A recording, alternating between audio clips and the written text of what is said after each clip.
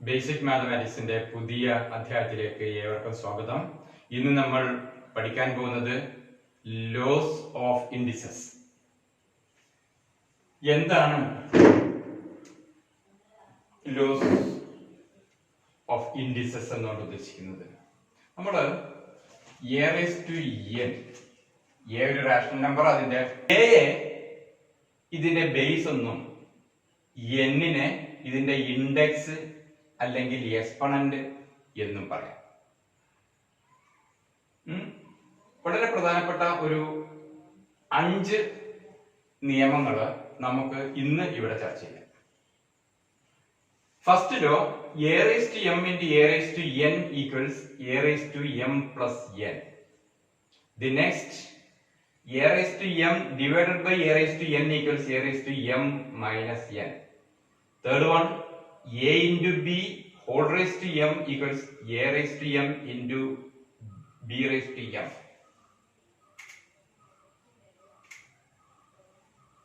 Fourth equation, a by b whole raised to m equals a raised to m divided by b raised to m.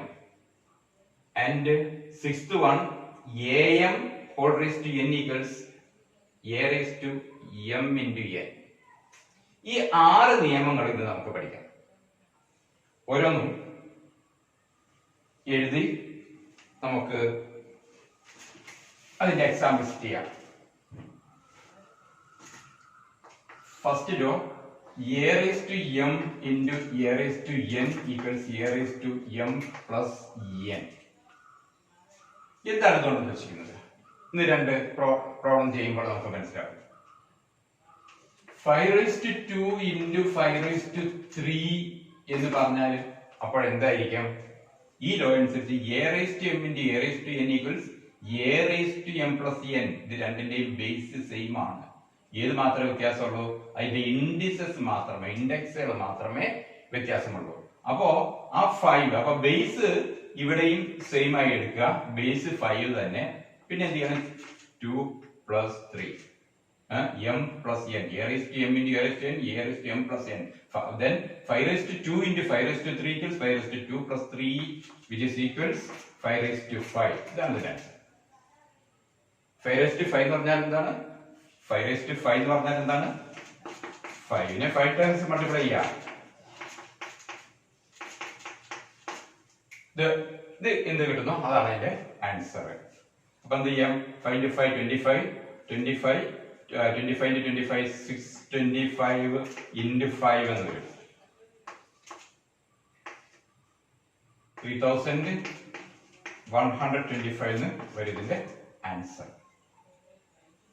Anyway ഇത്ര ഓർത്തിരിക്കാം.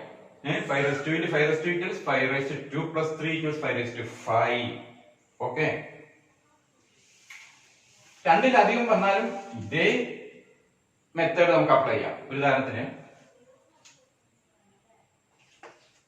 10 raised to 2 into 10 raised to 3 into 10 raised to 4 എന്ന് പറഞ്ഞാൽ എന്തായിരിക്കും?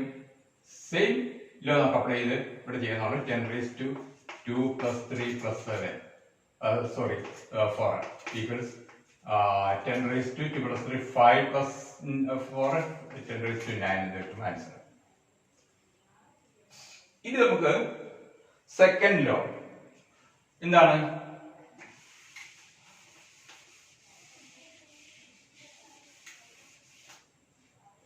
a raised to m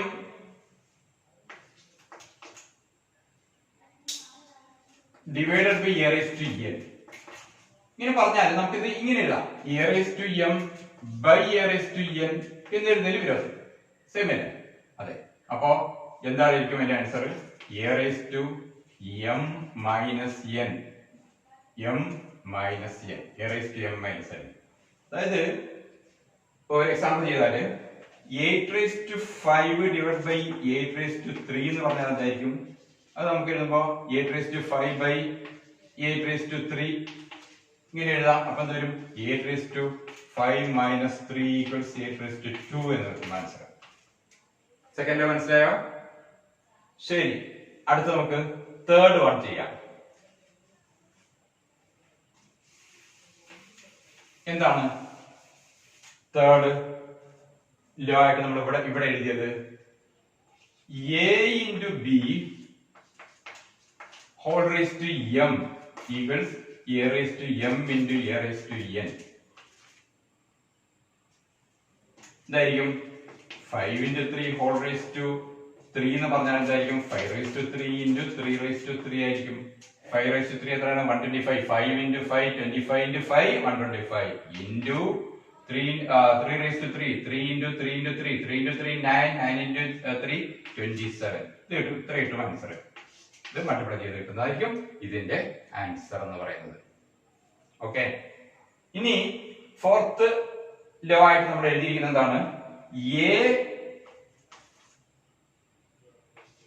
by b whole raised to m. എന്താണത്? a raised to m divided by b raised to m ആയിരിക്കും. a by b whole raised to m equals a raised to m divided by b raised to m ആയിരിക്കും. എന്ന് പറഞ്ഞാല് 10 by 3 whole raised to 4 എന്ന് പറഞ്ഞാൽ എന്തായിരിക്കും? 10 raised to 4 divided by 3 raised to 4 ന് തുല്യമായിരിക്കും. അങ്ങനെ ഇത് ഇതിന് തുല്യമായിരിക്കും എന്റെ വാല്യൂ. ഓക്കെ, 4. അഞ്ചാമതായിട്ട് നമ്മൾ പറഞ്ഞ ലോ എന്താണ്? അഞ്ചാമതായിട്ട് പറഞ്ഞത് a raised to m whole raised to n equals എന്താണ്? a raised to m into n അല്ലെങ്കിൽ a raised to m n എന്ന് പറഞ്ഞാൽ 8 raised to 2 whole raised to 3 എന്ന് പറഞ്ഞാൽ എന്തായിരിക്കും? 8 raised to 2 into 3 equals 8 raised to 6 ആയിരിക്കും answer. 8 raised to 6 ആയിരിക്കും അതിന്റെ ആൻസർ. ഓക്കെ, അപ്പോ ഈ എഴുതിയിരിക്കുന്ന 5 ലോസും ഇത് മാത്രമല്ല ഇനി വേറെ നമുക്ക് പഠിക്കാനുണ്ട്. അതായത് ഈ 5 ലോസ് മനസ്സിലാക്കി വെക്കുക. ഈ വളരെ ഇമ്പോർട്ടന്റ് ആണ്. ഇത് മനസ്സിലാക്കി വെക്കുക. അത് മനസ്സിലായി കാണിക്കുക. അപ്പൊ ഇത് ഉപയോഗിച്ച് കുറച്ച് പ്രോബ്ലംസ് കൂടെ നമുക്ക് ചെയ്യാം. ഈ ലോസ് ഉപയോഗിച്ച് നമുക്ക് ചില പ്രോബ്ലംസ് ഇവിടെ സോൾവ് ചെയ്ത് നോക്കാം. ഒരു പ്രോബ്ലം അവിടെ ബോർഡിൽ എഴുതിയിരിക്കുന്നു. If 3 raised to minus 5 divided by 3 raised to 6 into 3 raised to 15 equals 3 raised to x, find the value of x. ഇത് നമുക്ക് എങ്ങനെ സോൾവ് ചെയ്യാം? ഇവിടെ എന്താണ് പറഞ്ഞിരിക്കുന്നത്? എന്നാൽ 3 raised to 5 divided by 3 raised to 6 into 3 raised to 15 എന്നാണ് ഇവിടെ കൊടുത്തിരിക്കുന്നത് അല്ലേ? അപ്പൊ നമ്മള് ആദ്യം എന്ത് ചെയ്യണം? ഈ ഡിവിഷൻ എന്താണെന്ന് നമുക്ക് ഇവിടെ നോക്കാം. 3 raised to minus 5 divided by എന്നുള്ളത് നമുക്ക് ഇവിടെ എഴുതിയാൽ എന്താണ്? by 3 raised to 6 into 3 raised to 15 എന്ന് ഇങ്ങനെ എഴുതിക്കൂടെ? ഈക്വൽസ് 3 raised to x എന്ന് എഴുതാം. ഇനി എന്താണ്? 3 raised to minus 5 into 3 raised to 15 എന്നുള്ളത് എന്ത് എഴുതാം? 3 raised to minus 5 into 3 raised to 15 എന്ന് പറഞ്ഞാൽ എന്താണ്? 3 raised to minus 5 plus 15 എഴുതിക്കൂടെ? a raised to m into a raised to n. എന്താണ്? a raised to m plus n by 3 raised to 6 equals 3 raised to x എന്ന് എഴുതിക്കൂടെ? എഴുതാം. ഇനി ഇവിടെ എന്താ? Divided by ഇവിടെ കിടക്കുന്നുണ്ട്. വീണ്ടും ഇവിടെ ഡിവൈഡഡ് ബൈ ഉണ്ട്. ഇത് അങ്ങോട്ട് പോകുമ്പോൾ എന്തായിരിക്കും? -6 ആവും അല്ലെ? ഡിവൈഡ് ചെയ്യുമ്പോൾ എന്താണ്? -6 ആവും. ഇതിനെ നമുക്ക് എന്ത് എഴുതാം? 3 raised to minus 5 plus 15 minus 6 equals 3 raised to x എന്ന് കിട്ടും. ഇനി എന്താണ്? -15 plus 5 എന്ന് പറഞ്ഞാൽ -6. ഇത് എങ്ങനെ ചെയ്യും? -5 plus 15 എത്രയാണ്? +10 10 minus 6 4 എന്ന് വരും. അപ്പൊ 3 raised to 4 equals ആണ് 3 raised to x. അപ്പോൾ x ന്റെ വാല്യൂ എന്താണ്? or 3 raised to x equals 3 raised to 4 or x equals 4 അല്ലേ?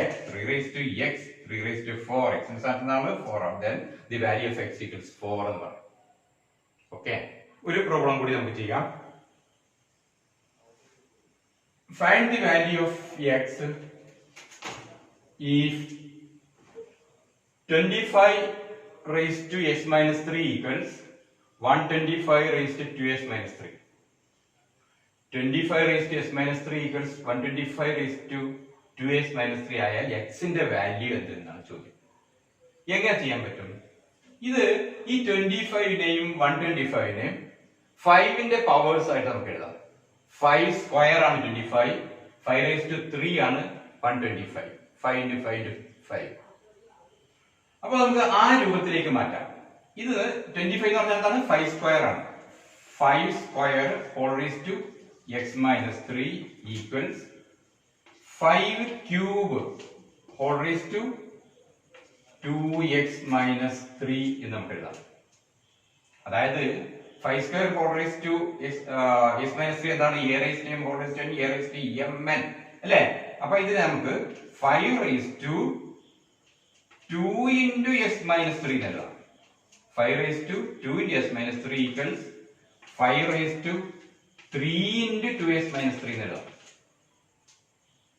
ഇത് എക്സ്പാൻഡ് ചെയ്യുമ്പോൾ എന്ത് വരും?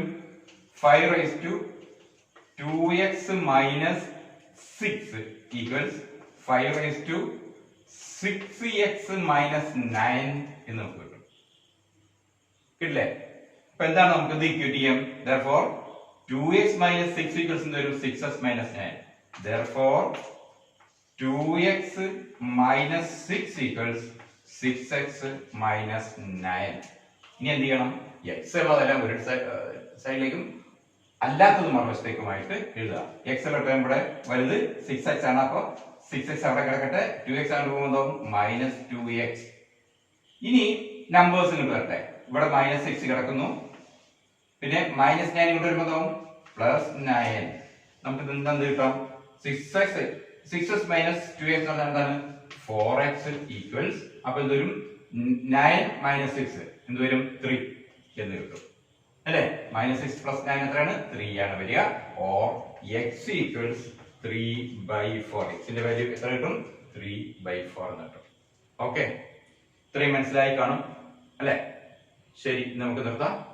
അടുത്തൊരു വീഡിയോയുമായിട്ട് അടുത്ത ദിവസം തന്നെ നമുക്ക് കാണാം. Thank you.